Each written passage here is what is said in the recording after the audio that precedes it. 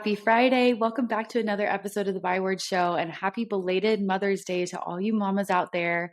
I was trying to figure out what to record an episode about.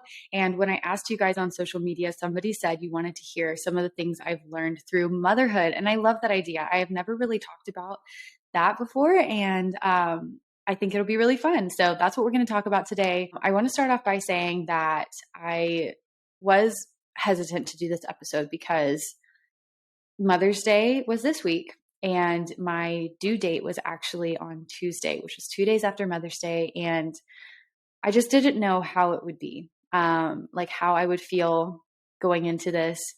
But I feel okay. I feel good. I feel at peace about it.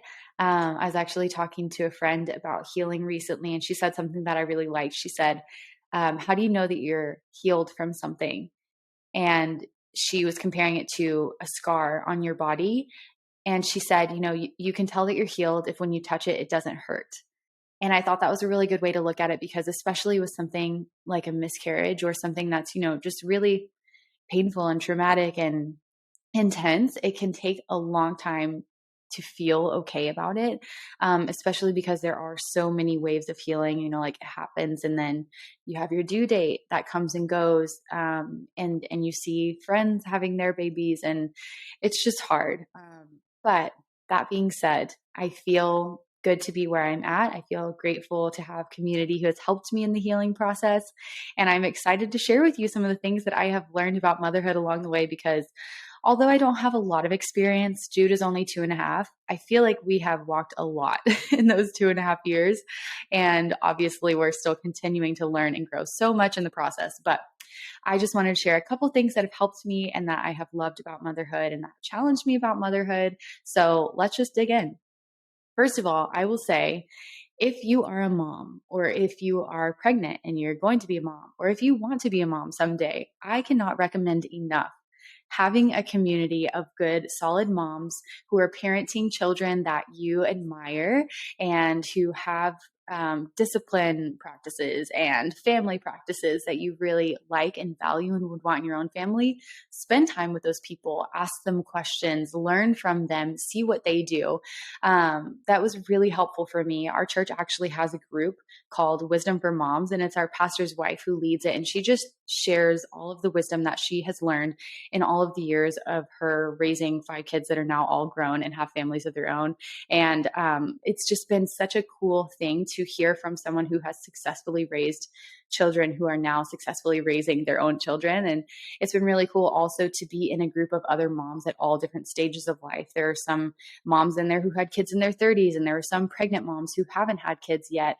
And it was so fun getting to troubleshoot things and ask questions and see, what's working for you, what's not working for you, or, oh my goodness, what did you do at this stage? I feel like I'm at a total loss. I don't know how to handle this. And it's just so helpful to be able to go through something like parenting and motherhood with people, like together. I feel like it's so true. I mean, everybody says it takes a village. It truly, truly does. So if you have access to people, a community of moms, take advantage of that as much as you can. I'm so serious. Like anytime, any chance you can get, ask your questions, get support, ask for help when you need it. That was so helpful for me, even in pregnancy. Actually, there was something, I'm trying to remember. There was a book called Things I Wish I Would Have Known Before We Became Parents. I think it's by Gary Chapman, who's the love languages guy. But that was something else that helped as far as like asking questions and facilitating conversations, especially between Christopher and I, because we would go through that book. It's really cool. It touches on all these different topics of parenting. And at the end of each chapter, it gives you questions to be able to ask your partner and kind of get their opinion on things and their perspective on different things, because it asks questions like, what are some things that your parents did that you really loved and were special? And what are some things that you would want to change? Or what did you love about your family dynamic? And what do you hope for our family dynamic? And talking about expectations and things like that. And it was just really helpful to have some of those conversations before we had kids.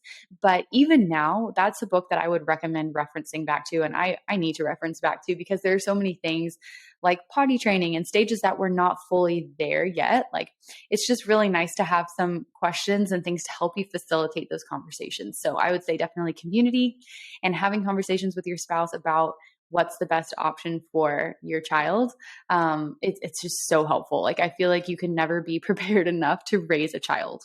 Something that actually shocked me about motherhood was that I felt like I was over prepared for some of the negative things that people talk about. Like, I don't know if you've experienced this. I'm sure you have. If you have children, if you've been pregnant, like everybody just prepares you for how terrible it's going to be with sleep. And yes, okay. Those first stages of baby infancy, like all of those days of just feeling so exhausted because you're not sleeping very much and you're up feeding a baby every few hours, like, yes, that's real. But I feel like I was expecting it to be so much worse than it actually was.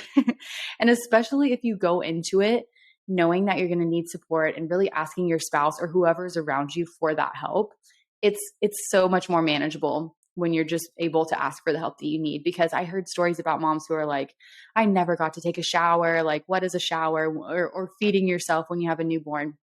But I really did not experience that. Like, I just felt like I gave myself permission to ask for help, or someone else to stay with Jude or hold Jude while I went and took a shower or went and got some food or like had some time to myself. Like, I know that may not be the circumstance for every single person. You may not have all of those resources at your disposal, but if you do have access to help or family members who are willing to give you some time for yourself, take advantage of that, because you know that I am such a huge advocate for keeping your cup filled, because it's that whole thing about, like, have you heard that on a plane where they say, you got to put your own mask on first so you can help other people? I feel like it's very much the same in motherhood.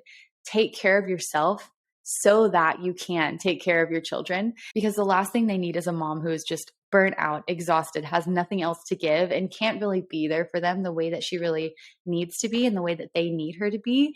And so if you are able to prioritize your own health, rest, spiritual health, community, social life, whatever you need to do to feel like you are full, it allows you then to be a really good and present mom. And not that you wouldn't be otherwise, but I feel like it just helps and supports you being the mom that you want to be to your kids if you're able to keep your cup filled. Obviously, there are seasons where it's much busier or it's harder. Like, we've walked through sickness with Jude and things like that.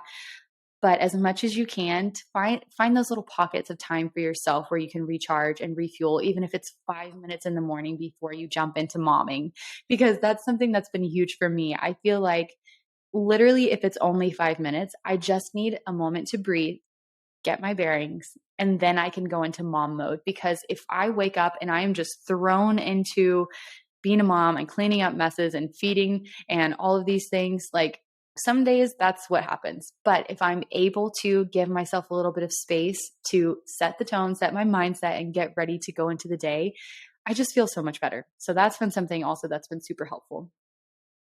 Now, when we were walking through sickness with Jude last year, I learned so much about parenting and motherhood and just being okay with not caring what other people think and really being the advocate for your child and seeking answers if you want another opinion and all of those things. Because we walked through a year-long journey of not knowing why our son was coughing, and he had pneumonia and pneumonitis and all of these things and allergies, and we had all kinds of testing and blood work and procedures, and it was so long and so exhausting. And I mean, truly, ours was a mild case because he didn't have anything serious. So if you have a child that is really struggling with sickness and health issues, I cannot imagine, like, it's just such a trying time, and you really have to ask for the help that you need, and you need that support more than ever, and you need to be like fighting to be on the same page as your spouse, because the toll that takes on parents is just so hard. Like, seeing your child go through something that you don't understand and you want answers to, but you don't know how to help them, especially when they're small,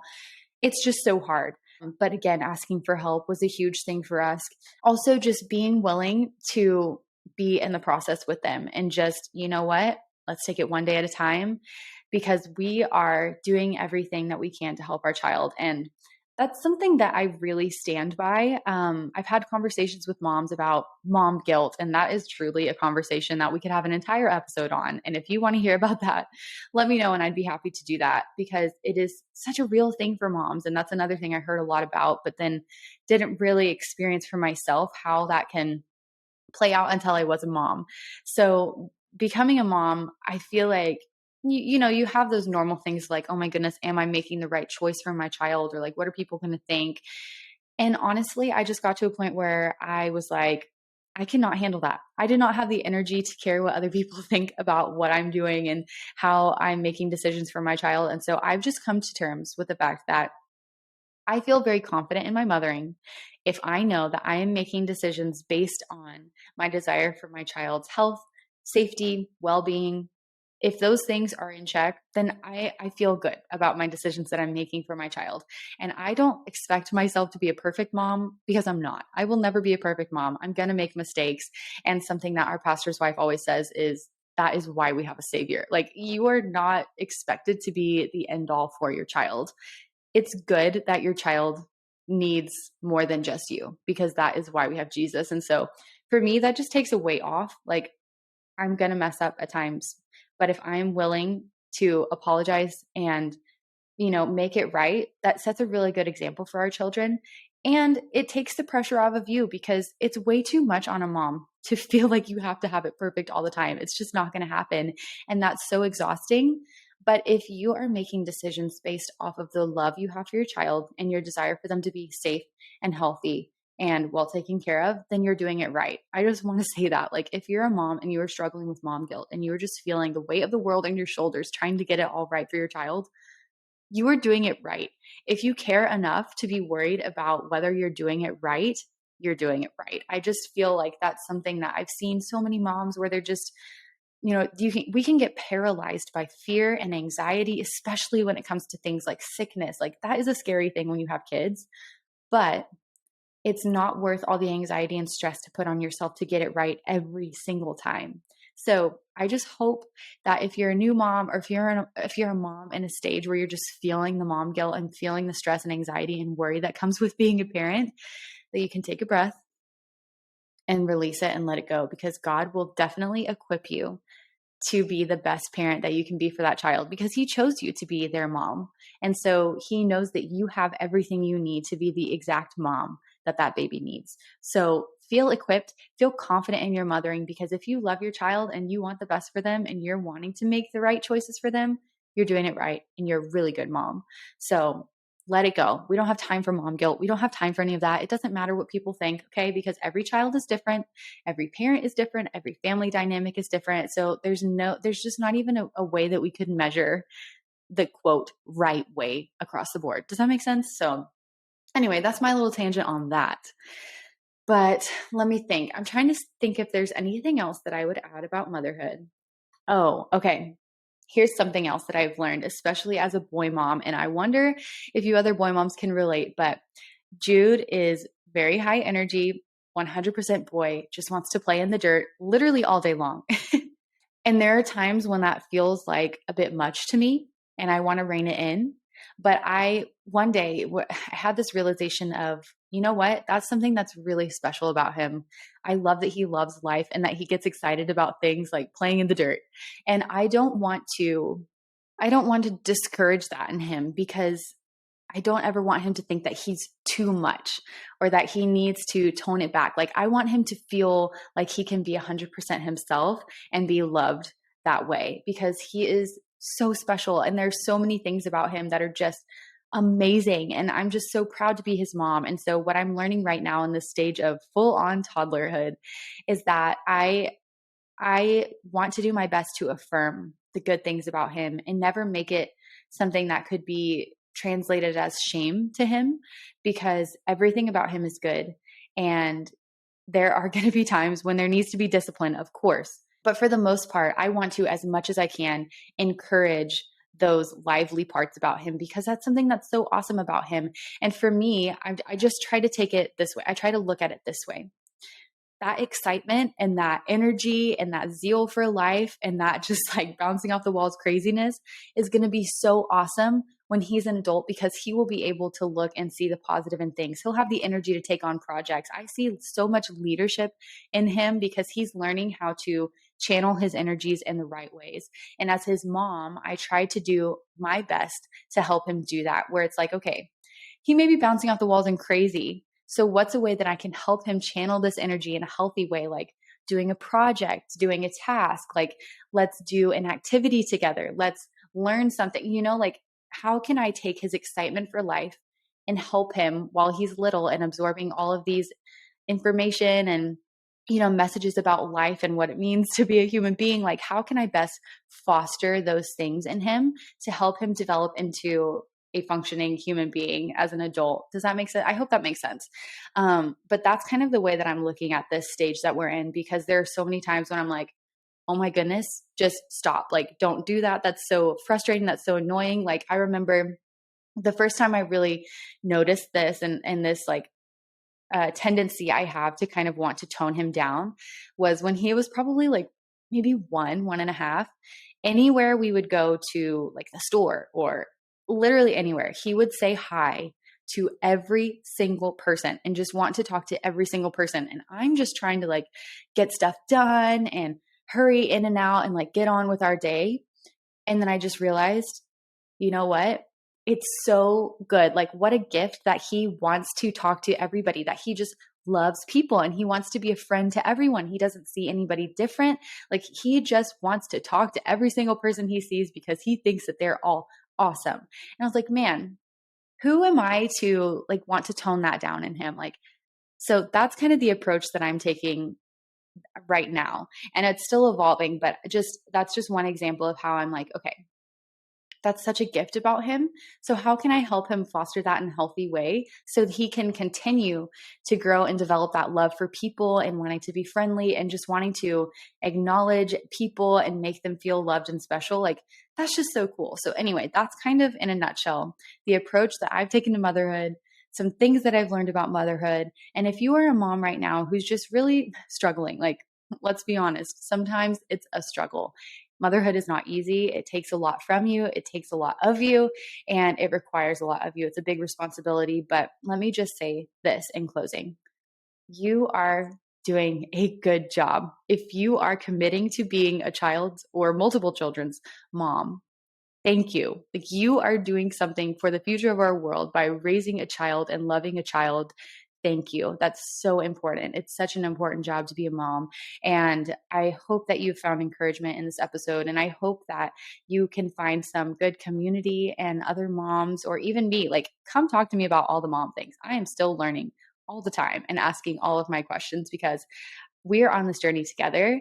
And it's going to be so awesome to see the generation that we raise and the world that they create. So I hope that encourages you today. I hope that you feel loved and honored as a mom.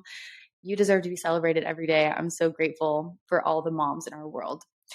Love you guys, and I will talk to you soon. Thank you so much for taking time out of your day to tune into another episode of the Byword Show. I love having you here, and I'm so thankful for your support. Don't forget to share a screenshot of this episode to let me know you were here. I can't wait to talk again soon, but in the meantime, be sure to come hang out with me on Instagram, and remember, I am cheering you on.